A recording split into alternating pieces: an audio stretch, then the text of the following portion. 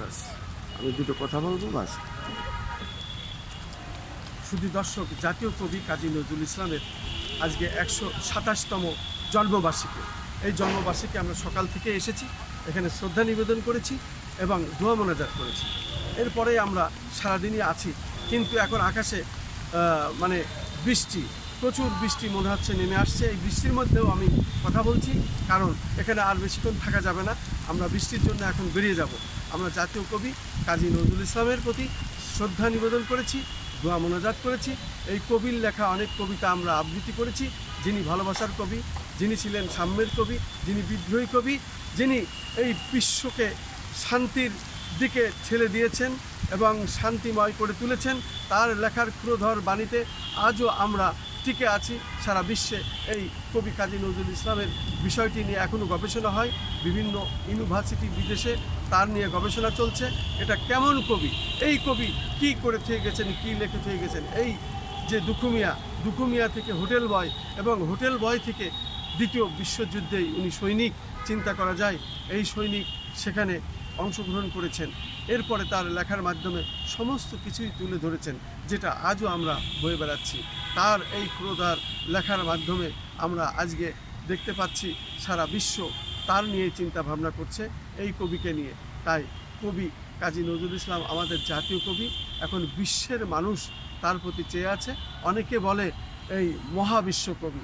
এই কাজী নজরুল ইসলামকে অনেকে তার উপাধি দিয়ে বলেন যে মহাবিশ্বকবি। এই মহাবিশ্বকবিকে আমি আজকে এই তার সমাধিস্থল থেকে কিছু কথা বলছি। উনি বলেছিলেন যে মৃত্যুর পরে আমার কবর যেন মসজিদের পাশে দেওয়া হয়, এবং সেখান থেকে গোড়ের থেকেও যেন আমি মুয়াজ্জিনের আজান শুনতে পাই। তাই তার কবর এই ঢাকা বিশ্ববিদ্যালয় এবং মসজিদের পাশে দেওয়া হয়েছে, এবং সেখানেই উনি সমাহিত হয়েছেন।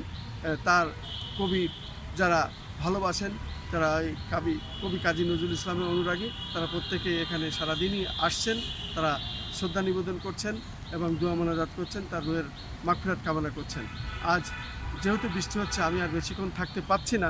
পাশাপাশি আমরা সেই মসজিদটি দেখাচ্ছি। এখন আকাশে প্রচণ্ড কালো মেঘ, বৃষ্টি হচ্ছে। আমি কিন্তু বৃষ্টির মধ্যেই এই কাজগুলো করছি, এবং মসজিদেরই পাশেই ওনার কবর দেওয়া হয়েছে। সেই কবরের পাশেই আমরা আছি, এবং এখন যেহেতু বৃষ্টি আরও জোরে, সে কারণে আমরা এখন আর এখানে থাকতে পারছি না।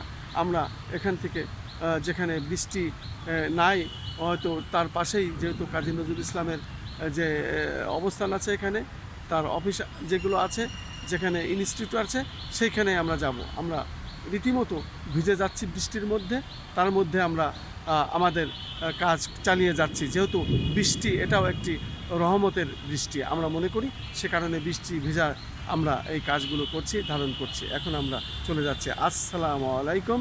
জাতীয় কবি, তার রুহের মাগফিরাত কামনা করেছি, শ্রদ্ধা নিবেদন করেছি। এখান থেকে আমরা এখন বিদায় নিচ্ছি। আল্লাহ হাফেজ।